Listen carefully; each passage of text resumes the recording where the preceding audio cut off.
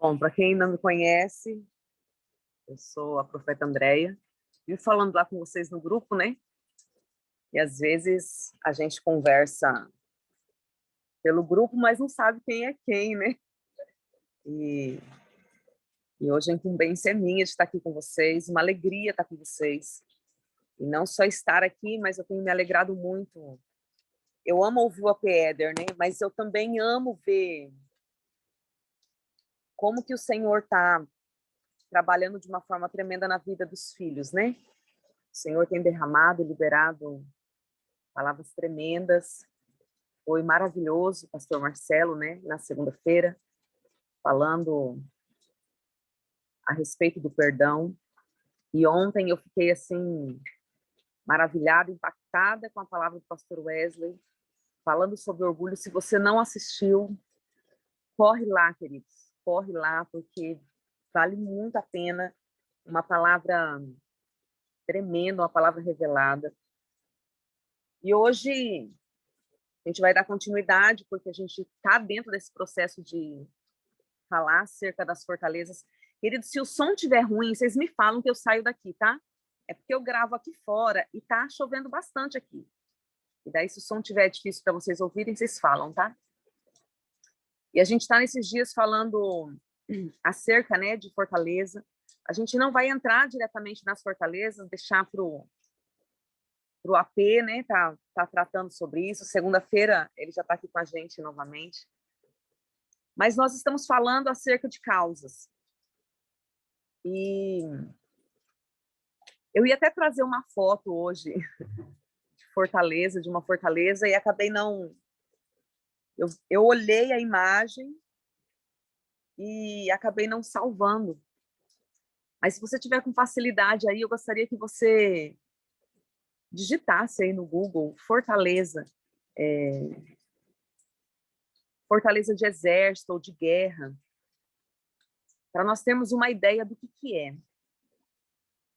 Eu quero começar, a gente vai falar acerca hoje de uma coisa bem específica que o Senhor falou comigo ontem, mas eu quero trazer um entendimento para vocês acerca de uma experiência que eu vivi dentro dessa estrutura fortaleza. Queridos, eu sou descendente de índio, né? Eu acho que dá para notar. Eu tenho traços indígenas. E quando eu conheci o AP Eder, eu estava numa situação financeira bem delicada mesmo.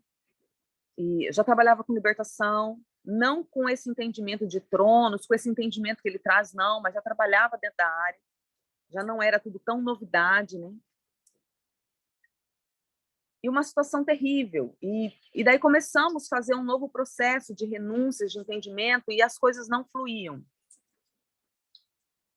E, na verdade, são várias coisas que fazem fluir. Eu quero contar essa específica acerca de fortalezas, tá?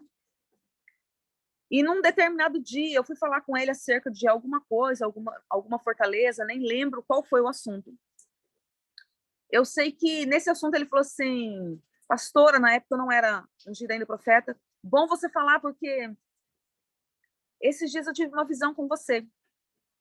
E nessa visão você estava com um colar indígena. E o Senhor ministrava que isso estava ligado a um espírito de miséria. Queridos, eu vim para casa, ele orou comigo ali, mas eu vim para casa muito brava com o mundo espiritual. Por quê? Porque eu já tinha feito quebra de maldição, renúncia 555 mil vezes. A renúncia indígena eu já tinha feito trocentas. E eu falei, Deus, como que isso ainda está atuando com tanta potência na minha vida, diante de tanta renúncia? Mas continuei o processo, né? Continuei o processo. E um dia o Senhor falou comigo acerca de fortaleza. E o Senhor falou comigo, uma fortaleza é uma estrutura muito grande. Não é uma martelada que você vai derrubar uma fortaleza. E eu entendi, queridos, naquele momento, que eu estava batendo naquela fortaleza. A cada renúncia que eu fazia, cada jejum que eu fazia, cada pensamento que mudava na minha vida, era uma pancada naquela fortaleza. ela não havia ruído, ela não havia caído, mas ela estava no processo de enfraquecimento. E daí eu continuei fazendo renúncias. Tudo quanto é renúncia indígena que eu via, eu fazia. Queridos, eu pratiquei alguma coisa indígena? Tecnicamente não, mas eu vou mostrar para vocês que sim.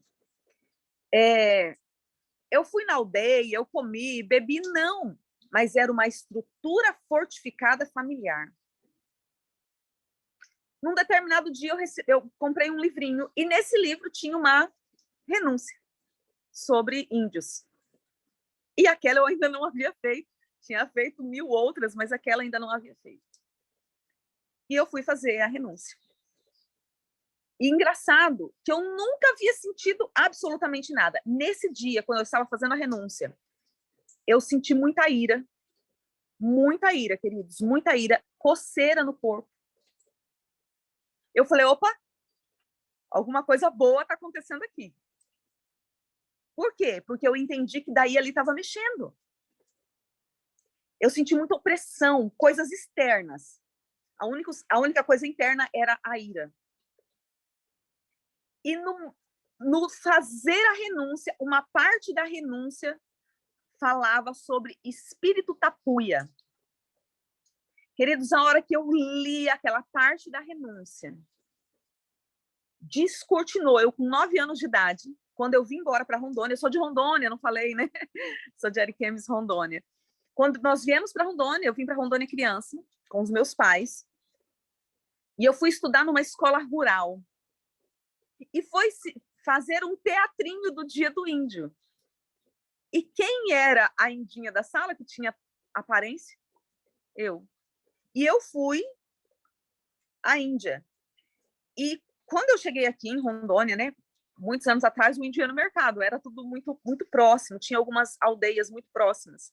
Então, a professora, para fazer o teatro bem legal mesmo, ela foi numa tribo próxima e pediu o colar, pediu a sainha, pediu um arco e flecha, que era um arco e flecha fake, o cocar. Eu me vesti com aquilo e eu não lembro toda a música, mas uma parte da música dizia assim, eu sou a linda tapuia lá da mata do sertão. Eu ativei uma fortaleza na família, foi ativada por um comportamento meu. Mas você era uma criança, queridos, então, quem tem misericórdia é o Senhor. O diabo não tem misericórdia de ninguém. Ele não quer saber se é criança, ele não quer saber se fez na inocência, ele não quer saber se é doente, se é idoso. O diabo não tem misericórdia. Tudo que ele quer é uma brecha para que aquilo que está sendo construído passe a ser uma construção nossa também. Amém? Então, que a minha oração hoje é para que haja muito entendimento no seu coração, porque nós só somos libertos através do entendimento, queridos. A oração, a renúncia, são tudo ferramentas. São só ferramentas. Somente a informação da verdade pode nos arrancar desses lugares. Queridos, eu não estou questionando de vestir de índio, tá? Porque para mim isso era forte, por causa da minha geração, entendeu? Talvez para você vestiu e não deu nada, mas ora aí, né? Vai que deu. Mas era algo que existia na minha vida muito forte. E depois disso, daí eu fui alinhando outras coisas que também estavam desalinhadas, e o Senhor tem mudado a minha sorte, amém? Tem mudado a estrutura que eu estava vivendo. Bom, que você seja cheio do poder de Deus, que haja unção aí, aonde você está. Porque a Bíblia diz que a unção vem para despedaçar o jugo. Então, que haja unção para demolir, para te ajudar nesse processo de demolição de fortalezas. E que você consiga, haja luz do Senhor sobre a sua vida, para que você entenda as áreas de aprisionamento, entenda o que aconteceu e como que você foi levada a estar na estrutura que você está hoje, né? E que o Senhor te arranque desses ambientes em nome de Jesus. Queridos, hoje nós vamos falar algo que é novo para mim também. acerca das obras dos fariseus e dos saduceus. Nós servimos o Senhor, somos o povo de Deus, e o que eu vejo assim em nosso meio, agora eu estou falando da gente aqui, tá? O que eu vejo em nosso meio?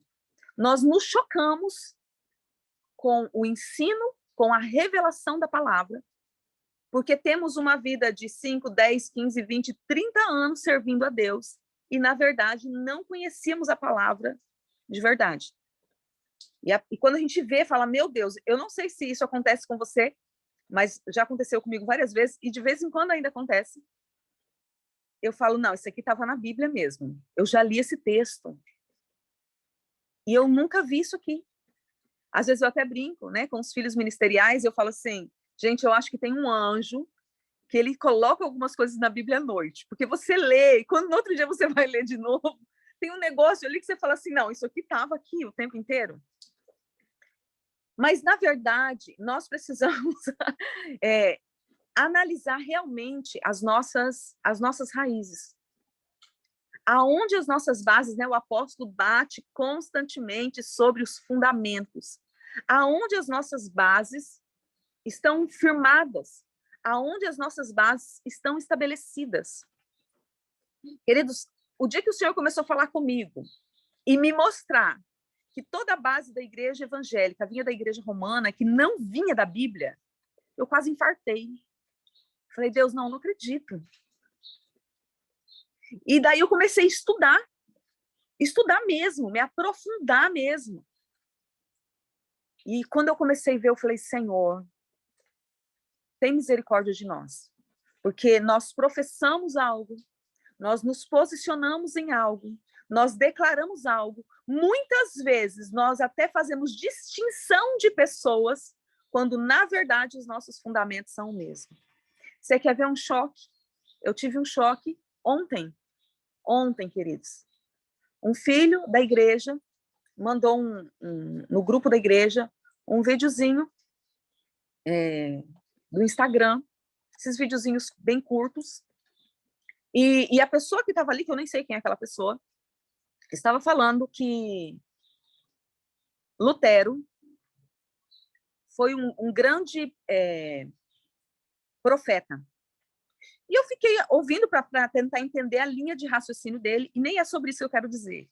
Mas ele falou algo que me chocou, e é algo que eu já sabia, e que você também já sabe, que Lutero foi o maior reformador. Você já ouviu isso? O que é uma reforma, queridos? Eu mudo a cor, eu mudo a parede, eu mudo a porta, eu mudo a janela, mas a estrutura continua a mesma. O fundamento da casa continua o mesmo.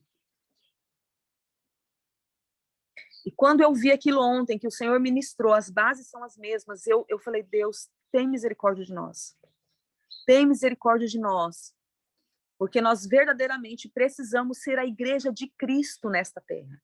E tudo isso aqui que a gente tem feito, orado, é para isso, queridos. Não é para nós nos compararmos a ninguém, não é para nós compararmos igreja, não é para nós julgarmos líderes, não é para a gente olhar para você que está aí, né, que tem o seu pastor lá, e o seu pastor não está aqui fazendo, não é para olhar ele e falar, meu Deus, meu pastor está todo sujo, contaminado. Não é para nada disso. O Senhor está levantando um povo, e esse povo será braseiro na nação, queridos, será braseiro na terra. E esse braseiro acenderá outros. E nós só estamos aqui porque o Senhor nos escolheu para estarmos. O Senhor dá o que quer para quem Ele quer. E se o Senhor começou essa obra em nós, glória a Deus. Como diz o nosso apóstolo, que a gente tenha a alma para suportar tudo isso. Porque os pioneiros não são aqueles que têm mais glória. Os pioneiros são aqueles que mais apanham e mais se machucam no processo. Pioneiro de uma cidade é o que mais sofreu. Ele vai receber honra depois de morto. Daí coloca a rua com o nome dele, né? Coloca a estrada, a escola. Mas no começo, chamavam ele de louco. O que você está fazendo nesse final de mundo? Aí não vai dar nada. Esses são os pioneiros. Seja bem-vindo a ser pioneiro. Vamos lá. Então, a gente vai falar hoje sobre os fariseus e os saduceus, porque nós precisamos analisar aonde nós estamos firmados. Porque muitas vezes nós estamos com comportamentos e com obras e construindo fortalezas e olhando para a palavra e andando numa frequência que não é a frequência do Senhor, é a frequência de fariseus, é a frequência dos saduceus. E eu quero dizer para vocês que a gente fala tanto dos fariseus e dos saduceus, mas colocando no nosso linguajar, eles eram os crentes da época. Né? Eles não eram desviados, eles não eram os endemoniados, apesar de terem demônios, mas eles, Shalom divina, eles eram os cristãos da época, eles eram as pessoas que professavam a fé, eles eram as pessoas que ensinavam, né? Aqueles que tinham poder de atuação, tanto espiritual como política. Então, a gente vai começar falando um pouquinho, Shalom, minha querida. Vamos começar falando um pouquinho sobre os fariseus. Em grego, farisaios, que é uma seita, essa seita farisaica, ela iniciou logo depois do exílio, aqueles 70 anos de exílio. O seu reconhecimento, eles eram reconhecidos e tinham mérito através de uma forma externa de práticas, de ritos e piedades. Queridos, eu vou ler isso aqui e eu vou dar várias pausas para a gente assimilar semelhanças conosco, tá? Para a gente parar de pensar como fariseu e saduceu. Olha só, eles eram conhecidos pela forma prática que eles praticavam os ritos. Nós praticamos ritos hoje? Sim, praticamos festas, praticamos cultos, muitos praticam Shabat, são ritos. E isso não é o problema não é praticar ritos. Eles eram conhecidos por praticar os ritos e pela sua piedade. Como nos ritos, tal como lavagens cerimoniais, jejum, oração, esmola, eles eram conhecidos por fazer isso, mas eles eram negligentes na verdadeira piedade e se orgulhavam das suas boas obras. Eu vou resumir isso aqui para vocês. Em Israel, tem um costume, e esse costume perdura até hoje, que na época de Yom Kippur se faz muita esmola. Faz-se de tzedakah, faz esmola para órfãos, para viúvas. E daí, pensamento fariseu. Agora é o tempo de eu ofertar. Isso não tem nada a ver com a piedade. Eles não faziam essas ofertas porque eles eram bons ou eles estavam preocupados com os órfãos, com as viúvas. Eles faziam pelo entendimento do Yom Kippur, que quem fizesse teria o seu nome escrito no livro da vida e viveria mais um ano. Então, eles faziam por eles e não pelos necessitados. Queridos, e quem pratica festa, as festas bíblicas, muitas vezes cai nisso. Eu já escutei pessoas falando, não, mas agora não é hora de ajudar ninguém. Queridos, o pobre está aí o tempo inteiro. O necessitado está aí o tempo inteiro. Eu não posso fazer esperando que isso venha como galardão para mim. Exatamente. A tzedakah é oferta de justiça. Justiça para nós, mas também derrama justiça sobre aquele que está precisando. Eu não posso fazer pensando no meu galardão, na minha coroa. Eu tenho que fazer... Por isso que Jesus disse assim, olha, o que é a tua mão, o que uma mão sua dê, que a outra nem veja. Jesus não estava dizendo que as pessoas não podem saber que você está dando. Jesus estava dizendo que isso não seja o motivo da sua alma. Que não seja por benefício próprio e não pela necessidade do outro. Outra coisa que os fariseus tinham, eles tinham a esperança que os mortos, após uma experiência de recompensa ou penalidade no Hades, seriam novamente chamados à vida e seriam recompensados, cada um de acordo com a sua obra individual. Então, quando eles pensavam na morte, ontem o pastor Wesley ministrou acerca de orgulho. Quando eles pensavam na morte, eles pensavam assim, eu vou fazer tudo isso aqui porque eu vou ter galardão lá na frente. Eu vou ter recompensa disso aqui. Queridos, tudo que a gente planta, a gente colhe? Sim. É uma lei. Só que a gente esquece Que as coisas ruins que a gente planta, a gente também colhe. A gente esquece, né, que a justiça, ela vem. Então, eu vou contar uma experiência que eu vivi semana passada. Eu estava travando uma guerra aí, numa situação relacionada à maldição hereditária, nas finanças também. Eu tinha convicção de que estava vencido, e daí eu vi um cerco se fechando para que aquela maldição se estabelecesse novamente. E daí eu mandei mensagem para o AP, falei, AP, o trem está apertado aqui, né? Contei o que estava acontecendo. E eu estava, assim, muito estressada com aquela situação. E daí o AP mandou uma oração. Queridos, quando ele mandou a oração, eu tive 3 tipos de frio na espinha. Porque a oração dele foi, Senhor, entre outras coisas, né? Mas a grosso modo, Senhor, a tua filha tem sido fiel na obra, nos dízimos, nas finanças, nas primícias, e eu trago agora à memória o que está nos altos céus acerca dela. E eu pensei, sangue de Jesus tem poder. Se tiver alguma coisa errada me denunciando no céu, eu tô frita agora. Porque, queridos, a gente não sabe o que está no mundo espiritual. Ou você sabe tudo que está no mundo espiritual. Eu sei o que eu estou fazendo agora. Mas eu vou lá saber se o que eu estou fazendo agora é o suficiente para pagar as coisas erradas que eu fiz? Tive 3 tipos de medo. Com poucas horas veio a resposta e deu tudo certo. Eu falei, obrigado, Jesus, nessa área está tudo bem. Então, os fariseus, eles olham, eles fazem esperando a recompensa. O apóstolo sempre fala isso, queridos. Aquele irmão que serve, e o dia que ele não é honrado, o dia que não falam o nome dele, ele fica feridíssimo. Ele não quer fazer mais, porque ninguém me valoriza, ninguém me vê. Eu faço nessa igreja. Só me chamam quando precisa. Queridos, a gente só é chamado quando precisa mesmo. Todo mundo, não é só você. Vai chamar você sem necessidade para quê?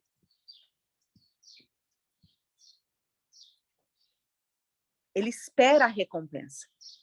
E se não houver a recompensa, e se o irmão for recompensado e ele não for recompensado, misericórdia. Obra de fariseu, queridos. E isso está, assim, enraizado na igreja. E nós entramos num período aí da igreja de uma falsa honra, aonde verdade, aonde as pessoas todas têm que ser honradas, porque, queridos, é legal receber um elogio? É lógico que é. Se você falar que não gosta, você está tendo falsa modéstia, porque é legal. Mas isso não pode ser a nossa motivação.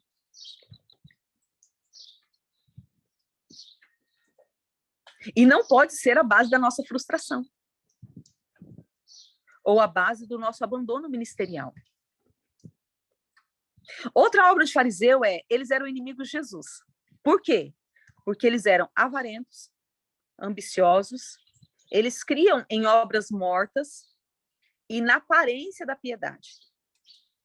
O foco deles era ser popular. Qualquer semelhança não é mera coincidência. Eles queriam ser popular. Eles queriam ser o povo da verdade. Você conhece alguma igreja que é assim? Eles são o povo da verdade? Não a sua, em nome de Jesus. O povo da verdade, não, a verdade está aqui. A verdade não, lá é tudo, não, isso é engano. Não, estão tentando te enganar, queridos. Olha, a Bíblia tem tantas chaves tremendas, e uma das chaves tremendas é: o Senhor tem muitas formas de sabedoria. Muitas formas. Então, uma igreja é a da cura, é uma forma de sabedoria do Senhor. Outra igreja, uma igreja evangelística, cresce, é uma forma de sabedoria do Senhor. Outra igreja tem 20 pessoas, não sai disso e não vai sair nunca, mas é um povo de intercessão, de oração, é uma forma de sabedoria do Senhor. Nós temos que nos levantar contra a obra do diabo e não contra a obra de Deus. Vocês sabem de pessoas que não congregam em determinado lugar porque aquele lugar não é o popular. Queridos, vocês podem ver que de tempos em tempos nas cidades aparece a igreja da modinha.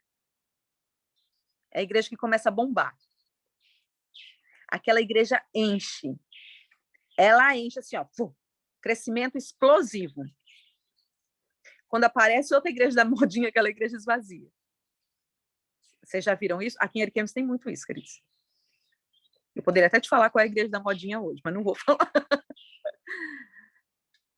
Por que isso? Porque as pessoas querem estar nesse ambiente onde é popular.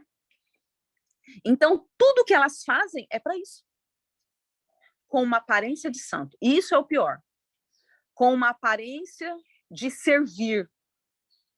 Com uma aparência de glorificar a Deus. Mas que, na verdade, não é.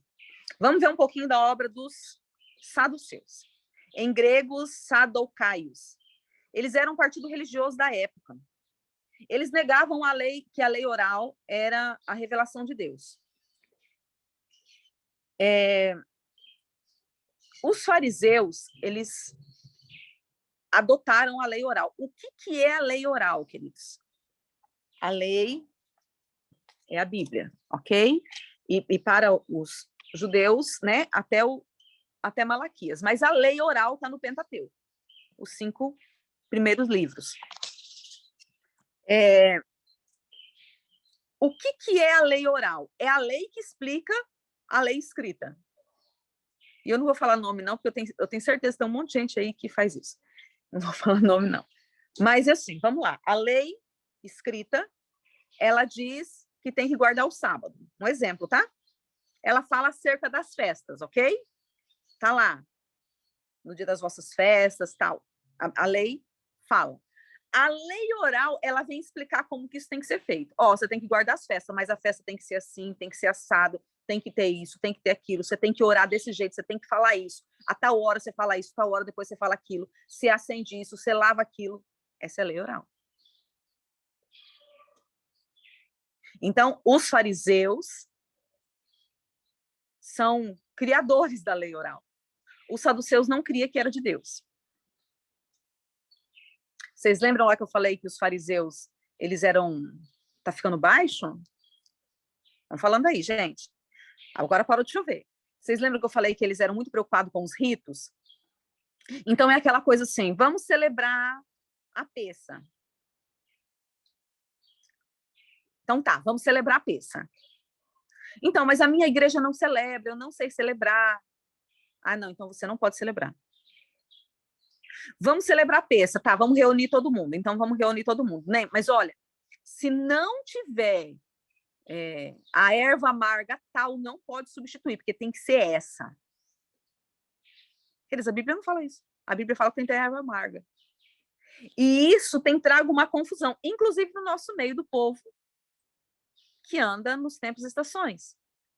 Porque eles pegam a lei oral e querem fazer da lei oral o mesmo peso da lei de Deus. E daí traz, e é o que Jesus falava, traz julgo. Porque tem que ser de determinada forma. Queridos, eu já pratiquei festa aqui em casa, onde eu estava sozinha.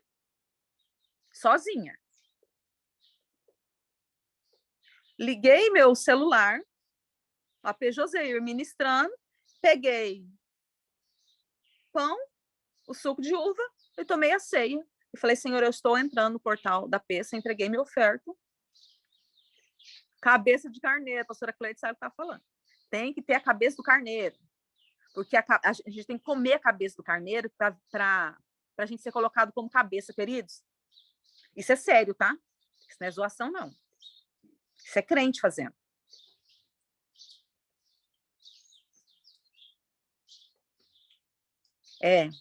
Pula essa parte.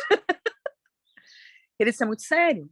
Então, os fariseus criam assim e os saduceus não. Os saduceus criam exatamente. É sério, gente, isso é sério. Isso é mais comum do que o que vocês pensam. E eles criam somente na lei escrita. Os saduceus, olha só. Então, assim, os fariseus tinham uma fé errônea, ok? relacionada à lei oral, colocando a lei oral no mesmo peso da palavra, da lei mosaica. Então, os fariseus tinham essa debilidade, que os saduceus não tinham, porém, os saduceus negavam as seguintes doutrinas. Eles negavam que haverá ressurreição do corpo, eles não acreditavam que teria essa ressurreição. Eles negavam que a alma é um ser imortal, então, tipo assim, morreu, acabou. Eles negavam a existência de espíritos e anjos, e eles negavam a predestinação divina, eles criam somente no livre-arbítrio. E daí aqui eu quero pegar algo, no que nós cremos, nos dois. Eu creio que eu vim para a Terra debaixo de um propósito, que o Senhor escreveu tudo ao meu respeito, o que eu seria e como eu seria. Isso é predestinação. Mas eu também creio que se eu não andar de acordo com o Senhor, eu não viverei isso aqui. Isso é livre-arbítrio. Então, eu creio nas duas coisas. Eu não nego um por causa do outro. Espero que vocês estejam entendendo. Vamos lá. Quais são as obras dos fariseus e dos saduceus? Como que eles, no decorrer da palavra, né? João chamava eles de víboras, em Mateus 3:7, raça de víboras. Astutos, venenosos, veneno mortal. Eles questionavam porque Jesus andava com os publicanos, que era quem fazia as coletas, né, de impostos, e com os pecadores, que eram os viciados e criminosos. Queridos, lembrando que tanto os publicanos, que eram os coletores de impostos, e na nossa realidade, essa questão do coletor de impostos parece assim, nossa, mas era a profissão deles. Não é, porque eles roubavam. Eles aproveitavam para colher a mais, davam uma parte para o reino e outra parte eles embolsavam. Né? Então, mas eu quero que vocês entendam que os fariseus e os saduceus criticavam Jesus por andar por essas pessoas, mas essas pessoas eram judeus. Jesus não estava andando com pessoas que não faziam parte do povo. É assim, na igreja não é. Na igreja, esses dias eu até brinquei num grupo nosso aí, eu falei, gente, no meio do povo tem de tudo, tem os fariseus, tem os saduceus, tem os hipócritas, tem os filhos de Nabucodonosor, mas tem os verdadeiros também, né? Na igreja a gente encontra, sim. Mas olha só, Jesus andava com eles, mas Jesus andava por quê com eles? Jesus não se assemelhava a eles, Jesus não descia no nível deles. Jesus andava ensinando para tirar eles dessa frequência que eles viviam. E isso para os saduceus e fariseus era um absurdo, porque eles eram os doutores da lei, queridos, eles eram os que mandavam. Uma parte mandava na área política e outra parte mandava na área espiritual, eles eram os caras. Daí você já imaginou aqueles pés de chinelo sendo levantados lá e começar a ficar no mesmo nível que eles? Então, para eles era um absurdo Jesus andar com aquele povo. Eles questionam, em Mateus 9:14, eles questionavam os discípulos porque eles não jejuavam. Então, olha só, eles eram tão doutores da lei que eles ficavam olhando. Não, mas você não está jejuando? Você não está jejuando certo? Ué, o AP colocou o jejum aí, você está comendo? Com todo respeito, cuida da sua vida. Quem nos colocou, nós, queridos, o AP até falou isso esses dias, nós somos chamados para julgar. E nós vamos julgar contra o pecado, não é contra o irmão, não. Cada um sabe sua vida aí. E cada um vai prestar conta dela diante de Deus. A gente tem que exortar em amor, ensinar, trazer para perto. Mas não nos colocar como superior. Você já viu alguém que se sente superior só porque jejua mais? Ou porque ora mais? Eu oro 4 horas por dia. Que bom. Aproveita que ora 4 horas por dia e me apresenta na oração. Simples assim. Eles murmuravam e chamavam Jesus de endemoniado. Mateus 9:34. Corajoso, né? Eram pessoas murmuradoras. Não expulsavam demônios, mas estavam incomodados porque Jesus expulsava. Eles pregavam um exagero sobre o sábado. Em Mateus 12:2 fala sobre isso. É aquilo que eu estava dizendo. Olha, não pode. Olha, não acende a luz. Olha, morre de fome. Olha, se chegar alguém, não dá comida, não pode acender o fogo, não pode, queridos. Por isso, muitas pessoas não entram na bênção que o Senhor deixou, por causa da lei oral.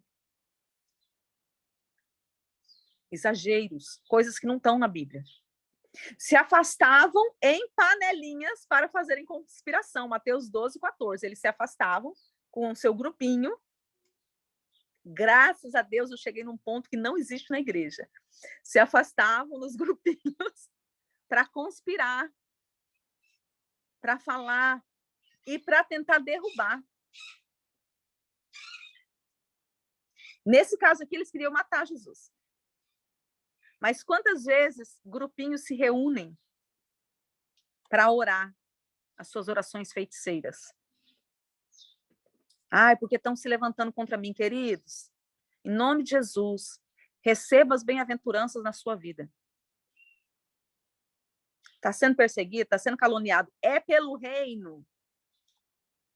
Não é porque realmente tem base do que estão falando. Se alegre. Ó, uma vez, há muitos anos atrás, eu escutei um pastor, foi meu pastor, falando: quem tem Deus como juiz não se justifica. Aquela frase caiu no meu coração até hoje. Se Deus é meu juiz, ele sabe o que eu estou fazendo, os meus frutos vão demonstrar se isso aqui é real ou não é real. Vamos continuar caminhando. Grupinhos para fazer conspiração, obra de fariseu e saduceu. Se escandalizavam com os ensinos de Jesus. Mateus 15:12.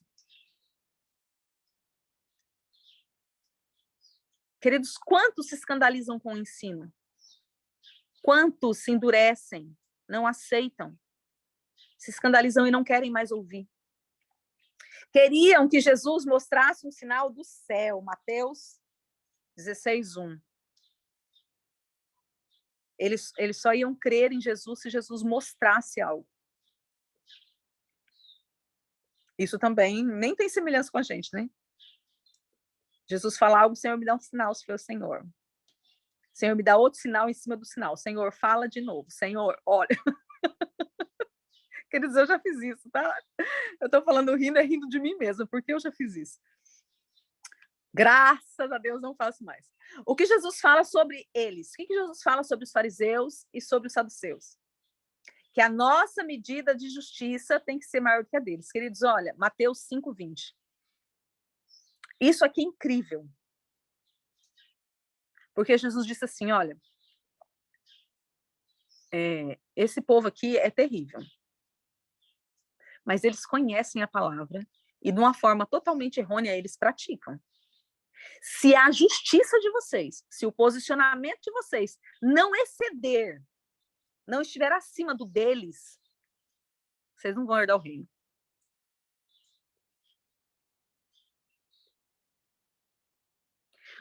Como a nossa justiça, como que o nosso posicionamento pode exceder a dos fariseus? Fazendo o que eles faziam, mas fazendo com a verdade. Tendo a piedade, mas tendo a piedade mesmo, pensando no oprimido, praticando as festas, mas praticando por obediência, por amar ao Senhor, e não porque eu vou ter benefícios. Eu vou ter benefícios, queridos. É impossível alguém obedecer ao Senhor e não ter benefícios, mas eu quero agradar o meu Senhor. Eu quero obedecer ao Senhor. Se o Senhor disse, eu quero fazer com a minha simplicidade, às vezes meio troncho, mas eu quero fazer para o Senhor. Em Mateus 5:20, Jesus diz, né? Já falei, que se a gente não for superior, a gente não herda o reino. Mateus 16:11 manda que a gente se afaste do fermento deles. Eles são fariseus, eles fermentam as coisas, eles fomentam, eles aumentam, eles contaminam. Um negocinho é desse tamanhozinho, a Bíblia diz assim, ó, segui a paz com todos. No que depender de vós, tende paz com todos os homens. O que Jesus está dizendo? Olha, nem todo momento você vai conseguir ter paz com todo mundo. Vai ter momento que vai ter uns atritos aí. Mas no que depender de você, tenha paz com todo mundo. Que o problema não comece através da sua vida, não. Mas esse grupo de pessoas são aquelas que, quando uma pessoa vem e fala assim, olha, meu coração está doído, fulano falou tal coisa, ela não é o pacificador. Não, mas porque fulano é terrível. Não, eu já tinha notado. Eu já tinha visto o olhar dele, não gosto de você, não. Não, eu já escutei ele falando isso. Se afaste do fermento, da contaminação. Eu estou colocando aqui, queridos, eu não estou colocando nada teológico, eu estou colocando coisas bem superficiais para a gente entender como nós somos contaminados com isso no dia a dia. Sabe? Aproveita de situações, aumenta situações. Jesus, em Mateus 21, a partir do 34, Jesus conta uma parábola para mostrar a rebeldia deles, que é a parábola daqueles dois irmãos. Jesus fala assim, olha, se eu chamar um para ir trabalhar, e ele fala que vai, mas não vai, e o outro fala que não vai, mas vai. Lembra dessa parábola? Jesus conta isso para mostrar a rebeldia dos fariseus. Jesus, em Mateus 23, 2, diz que eles estão assentados na cadeira de Moisés. O que Jesus está dizendo com isso? Olha, eles se assentaram no lugar da lei e agora eles acham que eles que têm que ensinar a lei, que a lei tem que ser do jeito deles. Lei oral. Não basta só seguir aquilo que está escrito. Se não praticar do jeito que eles estão colocando, não serve. Outra coisa com muita semelhança. Olha, vamos orar, mas como tem que orar? Não, para orar tem que ser assim. Se você não ajoelhar, se você não falar, se você não falar essa palavra, se você não fizer. Você já ouviu isso? Não basta ensinar a simplicidade. Tem que se assentar na cadeira de Moisés e falar assim, eu conheço isso aqui. Eu estabeleço a lei. Tem que fazer desse jeito. Em Mateus 23, 13, mostra que eles são responsáveis por não entrar no reino de Deus e não permitir que outras pessoas entrem. Na Escola de Libertação, a primeira aula, o apóstolo falou sobre reino e salvação. São coisas totalmente diferentes. São pessoas que é o crente SSS, né? Salvo, sentado e satisfeito. Ele está ali, está tudo bem, ele só quer salvação mesmo, que se exploda todo o resto, e ele atrapalha as pessoas ainda de entrarem no reino. É a super teologia dessa hipergraça. Não, você disse, não. Eu não vou entrar no reino mesmo, porque eu não estou disposto a renunciar, eu não estou disposto a mortificar minha carne, eu não estou disposto a morrer. Então, você também não precisa estar. Venha comigo para o lado divertido da ilha. Não precisa. Isso aí é exagero. Jesus chama eles de hipócrita por vários motivos. Em Mateus 23, 14, chama eles de hipócrita porque eles se aproveitam das viúvas. E daí que se aproveita do necessitado para tirar algo. Jesus, em Mateus 23, 23, chama eles de hipócrita porque eles davam só uma parte do dízimo. Ah, eu tenho 2 trabalhos, né? Mas eu vou dar só desse aqui. Tá bom. O pastor tá vendo que eu estou entregando o dízimo. O outro, ele não precisa saber que não está aqui. Jesus chama eles de hipócrita porque eles se preocupavam mais com o exterior do que com o interior. Em Mateus 23, 25. Em Mateus 23, 27, eles são chamados de hipócritas porque eles são sepulcros caiados. Existe muita beleza externa. Ontem o pastor Wesley falou sobre a questão da obra da carne. Queridos, a gente está lidando com pessoas que a gente acredita, em nome de Jesus, que já venceu as obras da carne. Amém? Já venceu, não pratica mais a prostituição, não pratica mais a glutonaria. Crente, glutonaria está no mesmo pacote das obras da carne, tá? Esse negócio de que crente não bebe, mas come, é ideologia glutonaria. Você vigia, crente. Sai disso em nome de Jesus. A gente acredita que você não tem mais vícios, que a obra da carne você já venceu. O que é o sepulcro caiado? É aquele que venceu a obra da carne, mas daí não quer vencer aqui dentro. Não quer vencer a competição, não quer vencer a avareza, não quer vencer a ira, não quer vencer o ódio, não quer vencer a inveja, não quer vencer a inferioridade, não quer vencer o que está dentro. Esse é o sepulcro caiado. Por fora, que bonitinho. Olha só que crente. Coisa mais linda do mundo. Deixa eu ver aqui, porque perguntaram algo. Então, inicialmente, não. Ela está perguntando se gula é o espírito. Queridos, tudo começa com obra da carne. Depois vai para o mundo espiritual. E eu quero deixar isso bem claro. Tudo isso é responsabilidade nossa. Nós somos os responsáveis pela nossa vida. Eu vou fechar falando acerca disso. O que é a glutonaria? É o prazer exagerado pela comida. Então, tipo assim, eu tô com um problema. Em vez de eu ir para o Senhor, eu vou procurar uma forma de satisfazer a minha alma. Então, eu vou comer. É vício. E é o mesmo vício, ativa a mesma glândula da pornografia, por exemplo. Eu preciso ter prazer. E eu não me satisfaço com o Senhor. Então, eu vou procurar uma outra fonte de satisfação. Tá, não vamos entrar nisso, porque senão eu me empolgo aqui e saio dos fariseus e dos saduceus. E em Mateus 23, do 29 ao 31, o Senhor os acusa de assassinos de profetas. Por quê? Porque eles não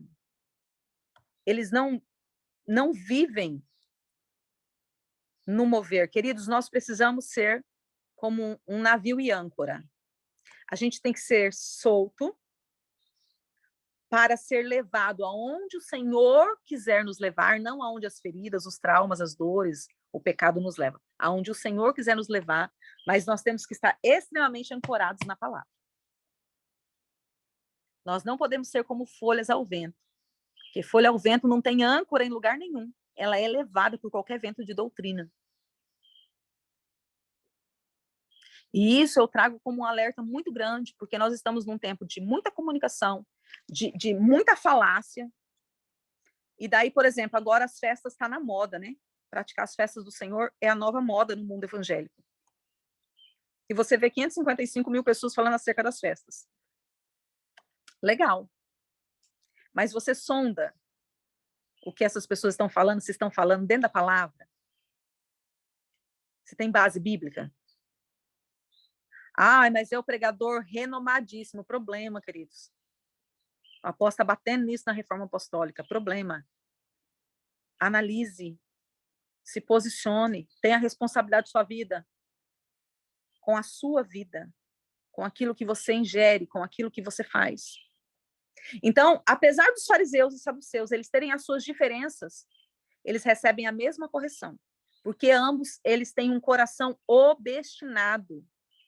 Não são ensináveis. Os seus corações estão presos nessa terra. Eles não se esforçam verdadeiramente para viver o reino de Deus. Queridos, ser salvo é uma delícia. Mas viver o reino de Deus, você tem que dar tudo. Não é fácil. É bom. Mas não é fácil. Viver o reino de Deus é você realmente se arrebentar para mudar de dentro. Para você olhar e falar assim, opa, o meu coração ainda está cheio disso. Vocês já ouviram uma historinha de que uma pessoa estava com uma xícara de café e daí um outro bateu e o café derramou e sujou a roupa. E daí a pergunta é, por que derramou? Ah, porque o outro bateu em mim. Não, derramou porque tinha café. O que isso quer dizer? Por que falou a murmuração? Ah, porque aconteceu uma circunstância. Não, porque o coração está cheio de murmuração. Por que mentiu? Ah, porque a situação era difícil, eu não sabia como sair. Não, porque no seu coração está cheio de mentira. Por que fez a fofoca? Ah, porque o irmão chegou e começou a falar e eu não resisti. Não, porque está no seu coração. A gente só transborda. A boca só fala do que está cheio o coração. Então, eu exteriorizo. E daí, queridos, eu acho legal uma coisa que o Senhor mudou a minha mentalidade. Antes, quando acontecia esses acidentes, eu ficava, Deus, eu não acredito, né? Eu ficava com raiva de mim mesma, ficava com vergonha e tal. E hoje eu me alegro. Por que eu me alegro se sai algo? Porque eu falo assim, Deus, isso aqui eu não sabia que estava dentro de mim, não. Agora isso aqui eu preciso limpar, eu preciso dar um jeito nisso aqui agora. Para mim, isso aqui estava resolvido. Mas eu vi que eu ainda tenho algo nessa área. Então, agora eu preciso resolver isso. Ir para o Senhor em arrependimento, confissão, renúncia, mudança de mentalidade, mudança de comportamento. Por que muitas pessoas não querem o reino? Porque ser salvo é fácil, eu aceito a obra de Cristo na cruz. O reino dá trabalho. E não dá trabalho para fazer a obra, dá trabalho para fazer com que o reino seja uma verdade dentro de mim. Para que eu não seja um fariseu. Fale e faça tudo muito bonito. Mas dentro de mim é tudo uma mentira, é tudo um engano. Queridos, e como que nós, hoje, como igreja, nós agimos assim extremamente dentro dessa cultura farisaica e de saduceus? Agindo pelo vitimismo, porque o vitimismo, ele nos impede de ter transformação dentro. Os fariseus e os saduceus, eles agiam no vitimismo, não convivi com eles lá naquele tempo. Mas o que eu olho hoje são pessoas tendo esses comportamentos, elas não aceitam a correção, elas não aceitam o ensino, e elas justificam constantemente porque elas agem daquela forma. Olha só, o que não existe no vitimismo? O vitimismo impede que as pessoas tenham uma visão clara de si mesmas. Então, por exemplo, eu falei um monte de coisa aqui. Eu vou olhar tudo isso e ou eu vou procurar alguém que tenha essas características, ou eu vou olhar para mim e eu vou até enxergar que existe algo disso em mim. Porém, eu vou criar um argumento, que é a segunda característica que tem dentro do vitimismo, eu vou criar um argumento para explicar o porquê que eu estou agindo daquela forma.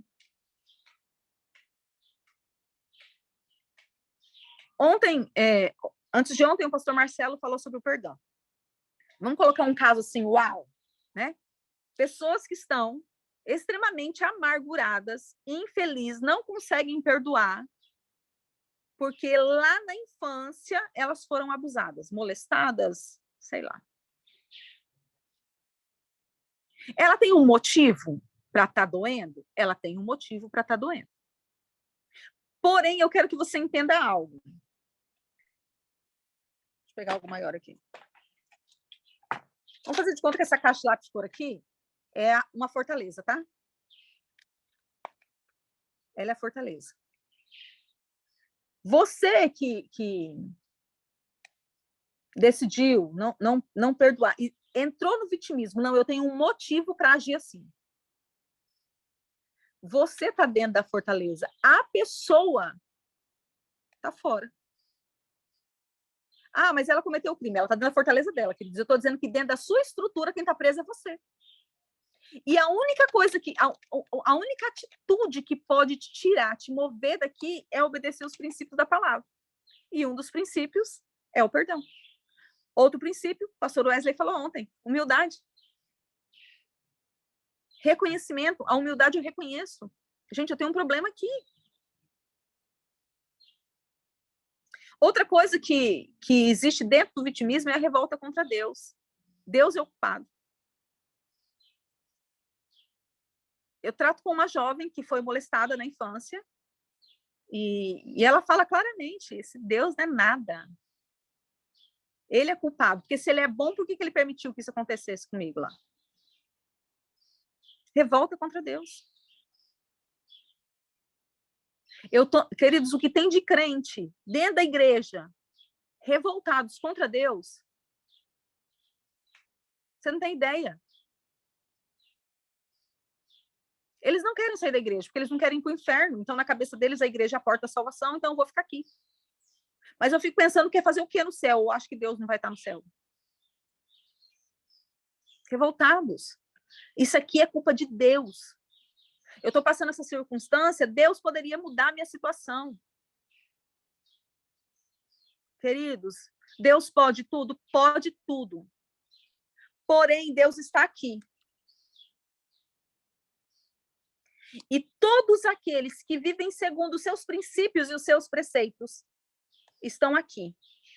Aqui ele pode tudo. Agora, você quer viver debaixo da nuvem de rebeldia, quer que Deus entre aqui para te arrancar? Ué, você recebe a cobertura debaixo do que você está. E isso são decisões, queridos. Eu sei que tem situação que é extremamente difícil, mas nada é impossível.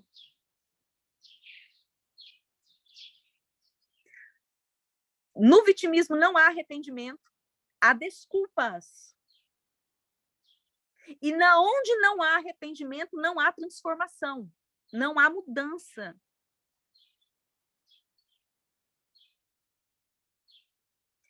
No vitimismo, eu encontro meios para explicar a situação. Você já conversou com pessoa assim? Que a pessoa fez a maior besteira. Não é você, você conversou com alguém. A pessoa fez a maior besteira, você vai conversar com ela, ela morre explicando o porquê que aquilo aconteceu, tá? Mas eu não quero saber o motivo do que por que aconteceu. Está totalmente ligado à fortaleza do orgulho. Totalmente. Porque o vitimismo eu não quero perder o meu nome. Eu não quero perder a minha razão. Eu não quero perder. E ele é uma falsa humildade. Porque eu fui ferido. Porque eu não podia ser ferido. Por que você não podia ser ferido? Você é melhor que alguém? Todo mundo é ferido nessa terra. Queridos, quando a minha neta nasceu, um dia a gente estava indo, eles moram em Porto Velho, né, na capital, e meu genro e minha filha tinham vindo para cá e eu estava indo com eles, para a casa deles. E o meu genro começou a falar do medo que ele tem de traumatizar a Bela, de não sei o que. Eu falei, Léo, para, relaxa. Deixa eu te contar uma coisa, você vai traumatizar a Bela. Relaxa, você vai errar, você vai ferir ela. Você tem que fazer de tudo para que isso não aconteça, mas nem tudo está ligado àquilo que a gente faz. Muitas coisas estão ligadas à forma como a pessoa recebe. Agora, o que você tem que se preocupar é, quando você vê ela ferida, você ser um agente de cura. Quando você vê que você errou, você ir lá e consertar. Isso vai construir um caráter nela. De integridade. Eu sou vó, gente. E minha neta é loira dos olhos azuis, igualzinho a avó. Um caráter de integridade.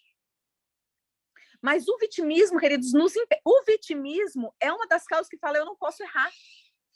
Por que eu não posso errar? Não, eu tenho que cuidar para não pecar.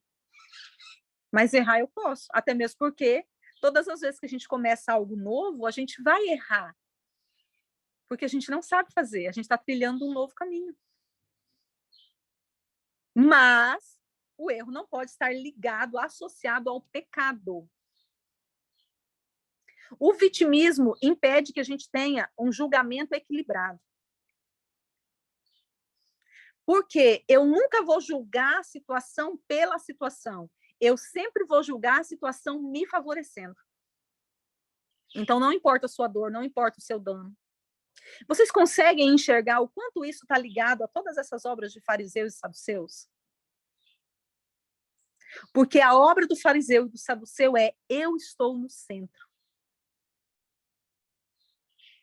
Então, tudo tem que girar ao meu redor. Eu tenho que ser mimado, eu tenho que ser cuidado. Olha aqui, ó. Olha a feridinha que eu tenho aqui. Gente, vocês têm que cuidar de mim, queridos. Em nome de Jesus.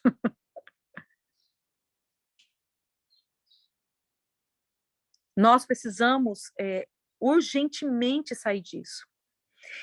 E o vitimismo é uma das maiores ferramentas de construção de fortaleza. A fortaleza são construções fortificadas, né? São fortes. construídas por nossas mãos. Queridos, eu vou falar isso de novo.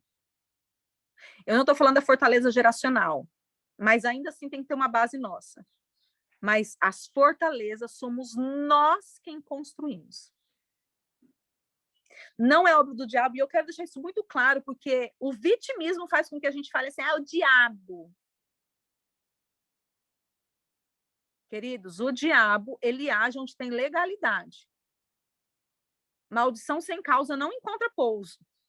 A Bíblia não mente. O diabo fez? Legal, fez. O que você fez para ele fazer isso na sua vida? Eu construo a fortaleza.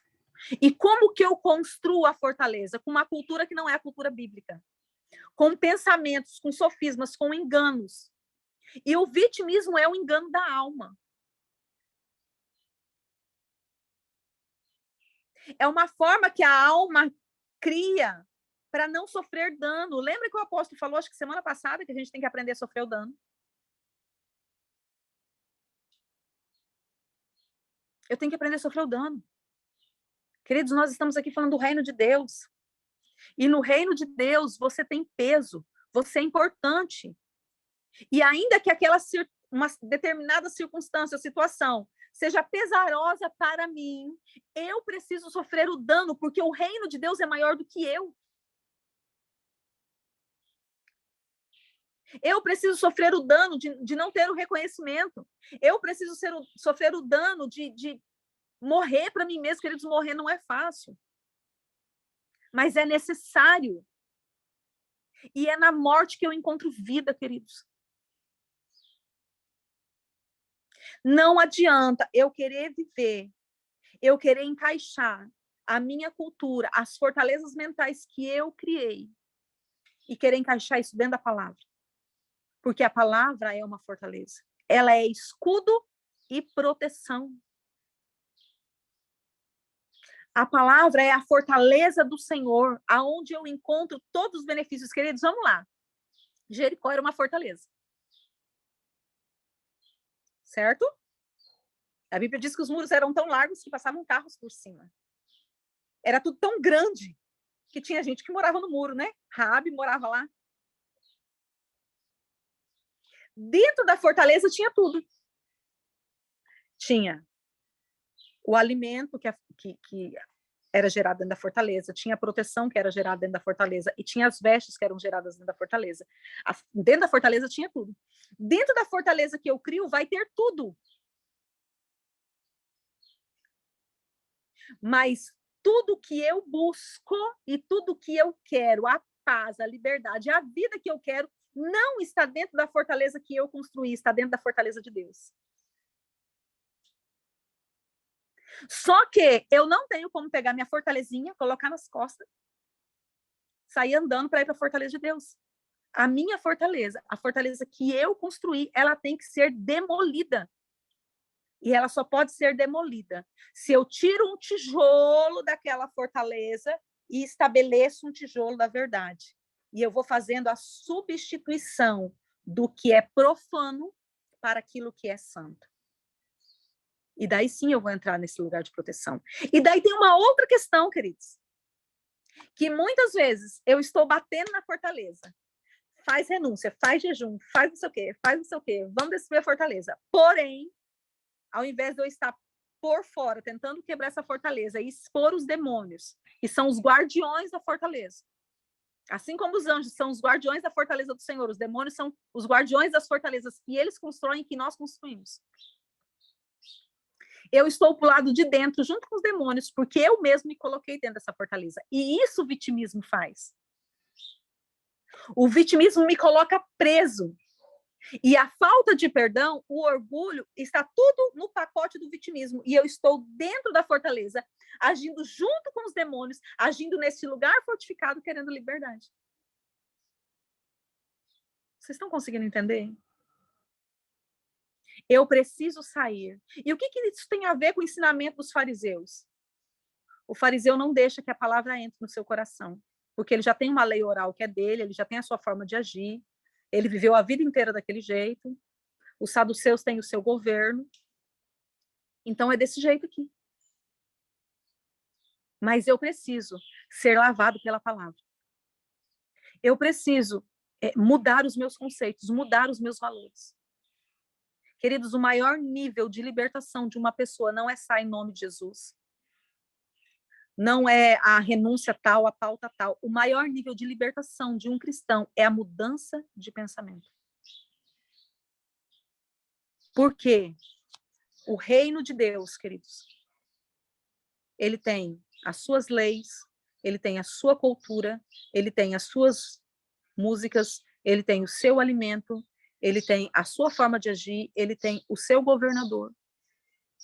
E não adianta eu querer pegar uma outra cultura e entrar dentro do reino de Deus. É como um brasileiro tentando entrar ilegal numa outra nação. Uma hora ou outra ele vai ser denunciado. Mas nós podemos entrar no reino de Deus por legalidade, pelo novo e vivo caminho, pelo sangue de Jesus. Mas para isso eu preciso passar por todo o processo de lavagem, queridos. Quando a Bíblia fala que eu tenho que ser lavado, eu tenho que ser lavado, a minha mente tem que ser lavada. O texto que eu mais amo na Bíblia é Romanos 12. Sede transformados. Da onde? Aqui. No vosso entendimento. E dessa forma, quando a nossa mente é transformada, eu consigo experimentar a boa, a agradável e a perfeita vontade do que Deus, dos planos, dos projetos de Deus para minha vida, para minha casa, para minha geração. Eu preciso quebrar estas fortalezas. E eu só posso quebrar pelo poder da palavra. Vou encerrar voltando ao que eu comecei falando. Tudo isso aqui, queridos, que está sendo feito, cada pauta, e hoje eu não vou fazer pauta, nós só vamos orar para encerrar. Cada pauta, cada renúncia, o jejum, tudo isso aqui é ferramentas para nos ajudar. Mas se você entrou aqui pensando de uma forma acerca da palavra, e ficar aqui 3 meses orando e jejuando e fazendo renúncia, ouvindo palavra, mas terminar o último dia sem ter sido lavado pela palavra, você continua no mesmo lugar. Na verdade, você vai para um lugar um pouquinho pior. Por quê? Porque aquilo que foi derramado, alguém vai usufruir. E se você não está usufruindo, com certeza as trevas vão se fortalecer com tudo que o Senhor está derramando sobre sua vida. Então, volte para a palavra. Olhe os seus fundamentos. Olhe para as suas dores. A gente, até agora, eu estou pegando só essa semana, né? Só essa semana. Foi falado sobre perdão, sobre orgulho. Hoje eu estou falando sobre obras de fariseus e de saduceus, que entram numa frequência de vitimismo e não querem transformação. Olhe tudo isso. Analise. Analise de verdade. Eu perdoei, tá? Você consegue conviver com essa pessoa? Você consegue orar por essa pessoa? Você consegue ajudar essa pessoa? Como é que está o seu coração quando você pensa na situação que aconteceu? Olhe a sua questão de orgulho. Tem 2 livros tremendos. O Poder da Humildade. Ele fala sobre as várias faces do orgulho. É um livro que eu aconselho você a ler. E A Isca de Satanás, que fala profundamente sobre a raiz de ofensa, que são vertentes do orgulho. E olhe, queridos, se você não está pegando tudo isso e se vitimizando, pegando as dores, queridos, o Senhor permite dores para nos fazer forte.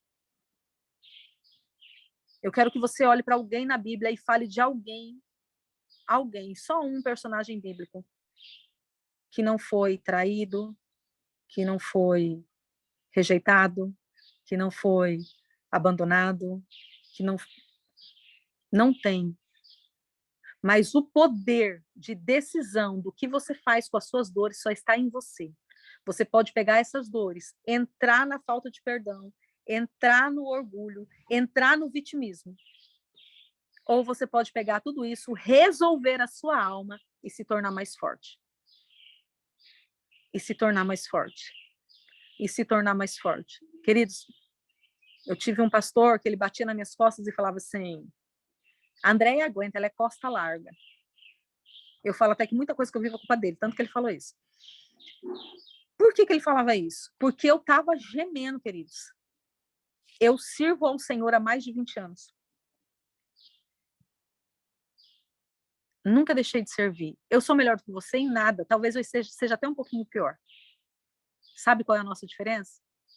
Decisão. Eu decidi que eu vou servir. Todos os meus dias serão para o Senhor. Então, se para servir o Senhor eu tenho que morrer para mim mesmo, eu vou morrer. Se para servir o Senhor eu tenho que perdoar, eu vou perdoar. Se para servir ao Senhor eu tenho que sair do vitimismo, eu vou sair do vitimismo. Eu vou dar meu jeito, eu vou chorar, eu vou confessar, eu vou me arrepender, eu vou fazer jejum, eu vou me lavar com óleo, eu vou dar meu jeito, queridos. Porque o Senhor nunca me pediria algo que eu não conseguisse fazer. Nunca. Eu quero que você fale aí comigo. O Senhor é um pai bom. Ele não pediria para você andar e arrancaria suas pernas. Se ele falou para você fazer algo, é porque ele já te deu a condição de executar aquilo que ele está pedindo para você fazer. Amém? Pai, nesta manhã eu quero, juntamente com os teus filhos, com os meus irmãos, Deus, glorificar o teu nome. Porque em nenhuma circunstância o Senhor desiste de nós. Até mesmo quando muitas vezes nós já desistimos, o Senhor permanece nos chamando, Senhor, ao arrependimento, nos chamando à transformação. O Senhor permanece agindo para nos alinhar e nos colocar num propósito. Pai, em nome de Jesus, que nesses dias, Senhor, nós estamos na metade do propósito nesta semana. Que nesses próximos dias a luz do Senhor venha sobre nós, revelando, Senhor, as áreas que ainda não houve perdão verdadeiro, seja perdoando outros ou seja perdoando a nós mesmos. Revelando, Senhor, áreas de orgulho em todas as suas vertentes. E revelando, Senhor, as pedras que colocamos, Senhor, nessa fortaleza por causa de comportamentos fariseus, por causa de vitimismo, por causa de comportamentos saduceus. Senhor, nós não queremos ser uma luz nesta terra que facilmente é apagada, porque nós somos a luz do mundo por causa de Cristo Jesus. Então, Pai, que esta luz entre em nós e revele, Senhor, aquilo que ainda está em oculto aos nossos olhos, Deus. E que nós tenhamos coragem, Senhor, para vencer aquilo que está dentro de nós. Senhor, nós já conseguimos vencer muitas coisas, já vencemos obra da carne, já vencemos muitas coisas. Mas agora, Senhor, nós queremos vencer aquilo que está mais íntimo dentro de nós, Senhor. O Senhor nos fez, Pai, para sermos a tua imagem e a tua semelhança, e é isso que queremos ser nessa terra. Queremos ser parecidos com Cristo. Queremos exalar o bom perfume de Cristo. Então, Pai, nos ajuda dentro desse processo de transformação. Que a palavra do Senhor nos lave a cada dia, a cada manhã. E que o teu nome, Senhor, seja glorificado em nós. Seja glorificado através de nós. Não permita que nós fiquemos no engano, Senhor, mas nos dá disposição para vencer, Pai, em nome de Jesus. Amém, queridos? Encerro dizendo, como o Senhor disse a Josué, seja forte, seja corajoso, porque o Senhor tem poder para te fazer herdar a terra, mas ser forte e ter coragem depende de você. Que o Senhor te abençoe. Nos vemos amanhã em mais um dia de propósito. Amém, queridos? Shalom, shalom.